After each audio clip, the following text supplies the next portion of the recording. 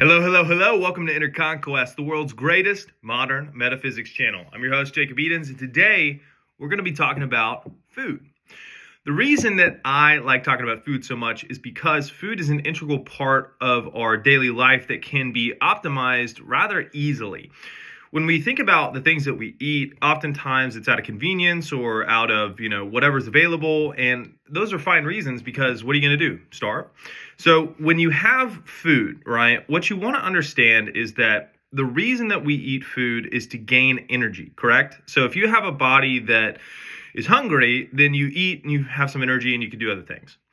Anytime food doesn't do that for you, it is not good. Okay. So when you have food that you eat and you feel tired after eating, I want to pre-context this at a huge macro level before we go into something like food, because what you see happen a lot of the times is food can become like a religion, right? You got like vegans, you got like carnivores, you got all these different people, and they're like in their belief systems entrenched, and they war with each other, very much like Catholics and Protestants, right?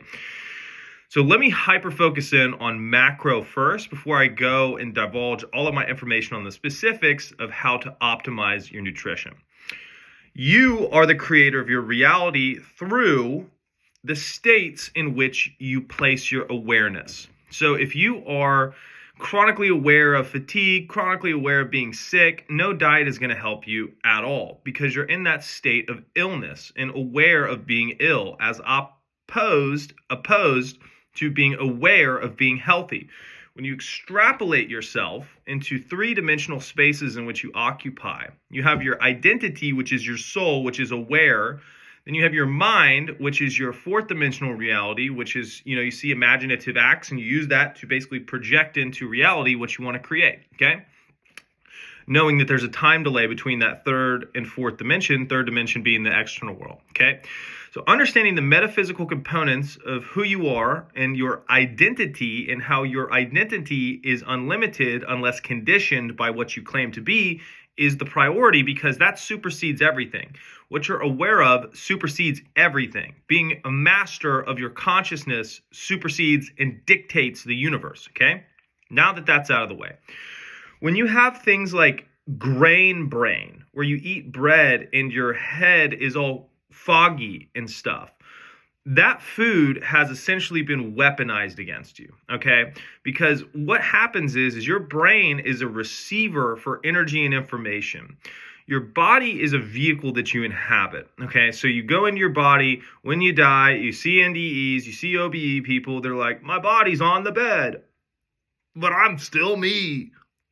Okay, so your body is a vehicle that you use to interface with this realm and this reality. Okay, so how do you get your soul, which is the pilot, right, to not have full access to his or her body? You poison the shit out of it. Okay, you put a bunch of shit into the food, and then they eat the food, and then the food gunks up the body, and you're like, fuck, I can't think very good. I must have dementia. And then you claim and affirm and put awareness on an illness state because of a side effect of something that you ate, correct? So when you look at things like nutritional optimization, what you want to think about, number one, okay, is energy. Energy comes primarily from your soul. And that's like, you don't want to go woo-woo with it, but think about this, Dr. Seuss. You die, does your body have very much energy flowing through it? I'd argue to say it has zero energy flowing through it. Sherlock, I'd bargain to say it doesn't have any energy because it's fucking dead. So when it's dead, why is it dead? Because your soul pushes energy and life force into your body, okay? So first you want to understand that you power your body. And once you make that link, you're not so externally dependent on food being the only energy source, okay? You emanate and you fuel your body through your beingness and your life force, right? It's like if you see somebody who's been in a war zone, they're like, the light has left their eyes. Yeah, because their soul hates this outside world, so it retracts back into its mind, right? It's not projecting its power. So you want to project your power through your body as your soul. That's a big deal because your soul has infinite energy, and your soul is consciousness, which dictates the universe, which supersedes any effect external to you, okay? Secondary and tertiary applications for energy optimization in regards to your body are going to be nutrition, and then the third thing is going to be releasing of resistance, which I'll get to at the end of the video. When you look at nutrition, okay, when you fast, what are you doing? You're shutting off the body's need to deconstruct and break down food. What does that mean? All those resources that are used for metabolism and deconstruction of breaking down resources. Think about this, right? Say you eat a granola bar. How dense is a granola bar? It's pretty dense, right? Now think about your body having this dense thing come into it and now spewing acid onto it and breaking it down and then metabolizing and shuttling it around your body, all the different pieces, and then constructing different muscles, sinew and tissue and brain out of whatever you have, taking the extra, storing some in the fat, pooping out the rest, right? That's an energetic process, okay? So when you don't do that for a little bit, your body goes, cool, we have all that energy. What do we need to repair? And it just repairs shit all day, all the time. And what happens is as you need energy, your soul amplifies more energy to meet those energetic criteria because you're not supplementing with external food, right? Not to say that you don't eat, you eat, but you just want to understand that if you're eating all the time, you're not giving yourself a chance to rinse, repair, and emanate your energetic field to nutrify, which is totally not a word, to add nutrition to your body via that energetic signature. When you're looking at diet, the foods that have been tampered with the most are generally the ones that are not the best for you. And once again, I want to pre-contextualize your identity, and your awareness can be one of which where food has no negative effects on you, which we go and actually install in the Spartan 1 human optimization program. But for the time constraints that we have in this 10 to 15 minute video, what you want to focus on are three things. Number one, you want to focus on micronutrients. The reason you need to eat a lot of food is because they're nutrient dead foods. If I give you a bunch of slop and you need salt, and there's one little bit of salt in 40 pounds of slop, your body will continually be like, keep eating the slop. We need salt. It doesn't need the slop. It's trying to get the salt, right? But it's not enough in one serving, so you have to eat more and more and more and more because you're trying to get that salt, right? When you have a smaller dose of micronutrients, you can get all of those micronutrients and your body is no longer hungry because it doesn't need anything because it's not nutrient deficient. If you have a deficiency, your body will want to eat everything to get that deficiency fixed because it's not running properly. It needs that thing. If like your car doesn't have juice in the battery, it doesn't matter how well everything else is, it needs juice in the battery. So focusing on micronutrients is enormously powerful. You can get micronutrients specifically in my frame of reference from things like liver, bone marrow. You can take supplements which distill them.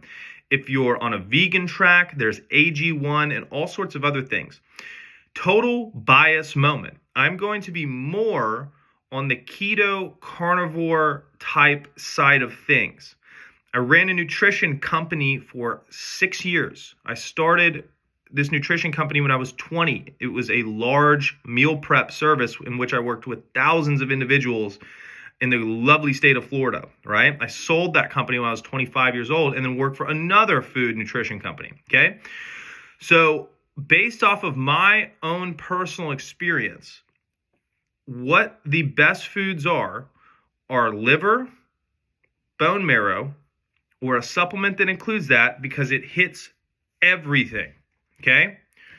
Sea salt or pink Himalayan salt, fruit for all carbs, red meat with healthy fats, ghee butter, and MCT oil because your brain is 80% fats.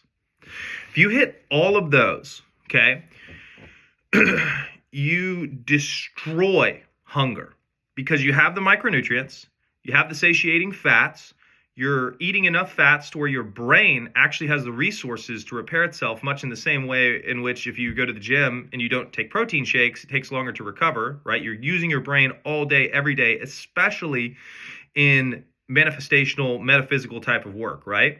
You're syncing your consciousness up to that fourth dimensional reality, which is interpreted through a physical lens, which is your brain. So if that's not optimized, then your attention span and your focus are hurt by that because it doesn't have the hardware up to speed with where you need it to be.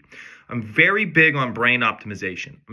In fact, I'm probably bigger on that than anything else because once your brain feels good, not only can you make those sweet little happy chemicals, you can also use your mind correctly and you don't get any kickback, right? If you're trying to think about something, but you had a bunch of cereal, you're like, oh, it's all cloudy.